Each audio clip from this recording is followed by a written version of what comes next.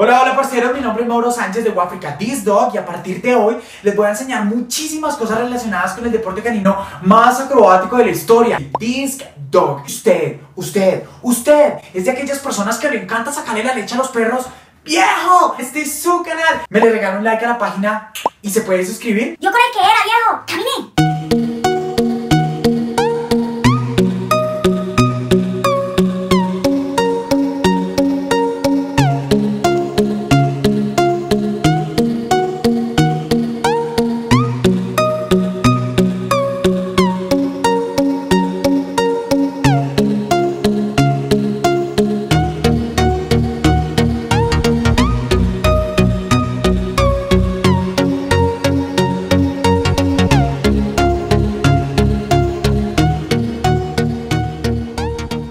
¿Es usted de aquellas personas que tiene un perro que le daña todo? ¿De aquellas personas que tiene un perro que muerde lo que sea? Se le ha comido los tenis, le ha dañado la pared, los muebles, el sofá. ¿O acaso usted tiene ese tipo de perros, hermano, que parece loco?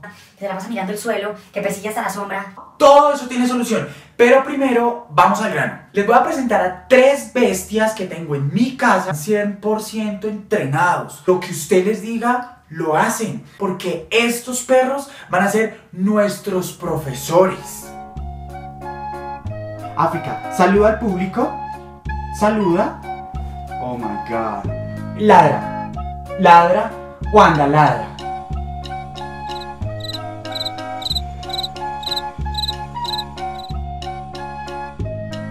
¿Realmente quieren ver a nuestros perros en acción? Breve, no olviden inscribirse a nuestras redes sociales de Facebook, de Instagram y YouTube como Wafrica This Dog. Ya, Q, inscríbase en este momento. ¿Listo? Fácil, un par de discos, vámonos para el parque y hagámosle. Esto es This Dog con Wafrica. Nos vemos.